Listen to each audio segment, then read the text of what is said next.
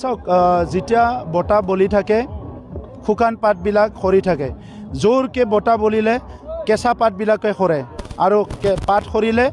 এই নহয় কি গছডাল মৰি যাব নতুন গছ ওলাই আহে এই নেতাবিলাকে কিয় আমাৰ দলত আহিছিল কিয় আমাৰ দলৰ পৰা ওলাই গ'ল না ইহঁতে জানে না আমি জানো এই যিকেইটা নেতা ইফাল সিফাল কৰি আছে ইহঁতেহে জানে কি কি কি বিচাৰিছে ইহঁতে জীৱনত ক'ত আনন্দ বিচাৰিছে BPF-ত না কংগ্ৰেছত না BJP-ত না ক'ত যায় আনন্দ পাব এই কিছুমান মানুহ আছে এইটো আনন্দৰ কাৰণে বিচাৰি থাকে আমাৰ এইবিলাকৰ লগত ইমান সময় নাই ৰাইজৰ কাৰণে কাম কৰিব লাগে জাতিৰ কাৰণে কাম কৰিব লাগে অঞ্চলৰ কাৰণে কাম কৰিব লাগে আৰু আগুৱাই যাব লাগে 18টা আসন যদি ধৰোঁ 13টা আসন বুলি মই ক'ব বিচাৰোঁ 15টা আসন যদি ধৰোঁ BTC-ৰ ভিতৰত আমি 10ৰ পৰা 12টা আসন আমি জিকি আছোঁ বহুত ভাল পৰিৱেশ মই অসমৰ কথাটো নকওঁ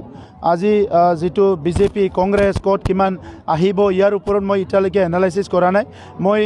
এইবাৰ মানে আমাৰ BTC অঞ্চলৰ এই 15টা সমষ্টিৰ ৰাইজৰ লগত কথা পাতি গণতন্ত্ৰৰ যি ডাঙৰ উৎসৱ ইয়াৰ আনন্দটো এইবাৰ লৈ আছোঁ মই সমৰ্থন আমাৰ তাত আছে 4 তাৰিখৰ পিছতে আমি ঠিক কৰিম কেনেকৈ কাৰ লগত কি কৰোঁ নকৰোঁ কিন্তু এটা কথা ঠিক যে আমি বড়োলেণ্ড অঞ্চলৰ